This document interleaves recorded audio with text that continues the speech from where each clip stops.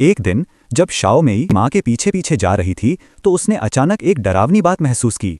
उसे शक हुआ कि उसकी माँ शायद इंसान नहीं है, क्योंकि माँ हर बार घर से बाहर जाते समय एक मजबूत नर सुअर को साथ ले जाती थी, फिर चुपचाप कार में बैठती और अगले दिन थकी हारी हालत में घर लौटती। लेकिन अजीब बात यह थी कि वो सुअर हमेशा गायब हो जाता था। इसके बाद माँ चुपके से खून से सने कपड़े धोती थी। माँ के ये सब रहस्यमयी काम छिपकर शाओ मेई देख चुकी थी। उसके मन में सवालों का तूफान उठ गया। माँ आखिर क्या कर रही है? वह किस रहस्य को छिपा रही है?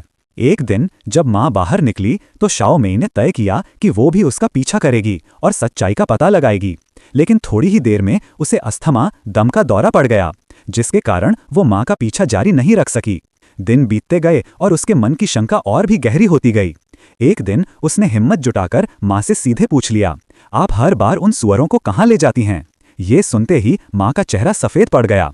उसके हाथ में पकड़ा कप कांप उठा। माँ ने कुछ नहीं कहा, बस गुस्से में कप जमीन पर पटक दिया और चिल्लाई, ज्यादा सवाल मत पूछो, चुप रहो। डरी हुई शाओ मेई वहां से चली गई, पर अब उसके मन में रहस्य और गहरा गया।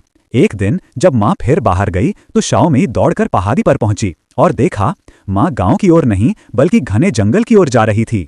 उसी समय उसका नाना यानी दादा पीछे से आया और सख्त लहजे में बोला, बेटी इसमें मत पड़ो, आज रात सूरज ढलने से पहले घर आ जाना, कभी भी बाहर मत निकलना। वह मजबूर होकर घर लौट आई। अगले दिन माँ किसी को लेकर घर लौटी और ये देखकर शाओ मेई दंग रह गई। वो व्यक्ति उसका पिता था जो 6 महीने से लापता था।